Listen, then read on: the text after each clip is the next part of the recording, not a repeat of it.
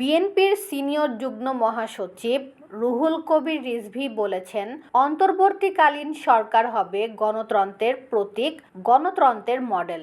আমার মনে হচ্ছে কোথাও কোনো জটিলতা হচ্ছে। গণতন্ত্র চর্চা ও গণতন্ত্রের বিকাশ কোথাও কোনো সমস্যা হচ্ছে। তা না হলে তিনি কেন এ কথা বলছেন, এত লম্বা সময়ের কথা বলছেন? এ সরকারের মধ্যেই কোথাও কোনো ঘাপলা আছে। এ সরকারের মধ্যেই কেউ মাস্টার প্ল্যান করছে কিনা এটা আমাদের ভাবিয়ে তুলছে।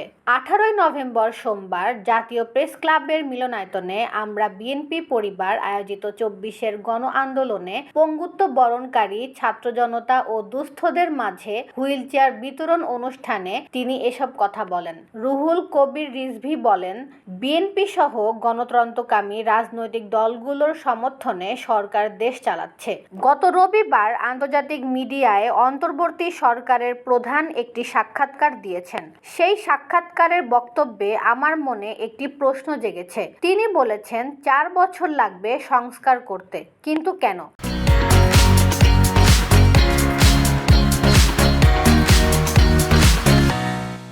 তিনি আরও বলেন, আওয়ামী লীগ কত প্রোপাগান্ডা ছাড়িয়েছে। আওয়ামী লীগের সাধারণ সম্পাদক ওবায়দুল কাদের নিজে বলেছেন, বিএনপি ক্ষমতায় আসলে আওয়ামী লীগের 1 লাখ মানুষ মারা যাবে। কোথায় 1 লাখ মানুষ মারা গেল? সে সময় বিএনপির সিনিয়র এই নেতা আরও বলেন, কাজের মধ্যে যদি ন্যায্যতা থাকে তাহলে সেই কাজ সফল হয়, আর কাজের মধ্যে যদি অন্যায় অবিচার থাকে তাহলে সেই কাজ কখনো সফল হয় না। আমরা বিএনপির পরিবার ন্যায্যতার সঙ্গে মানবতায় তৃণমূল পর্যন্ত কাজ করে যাচ্ছি।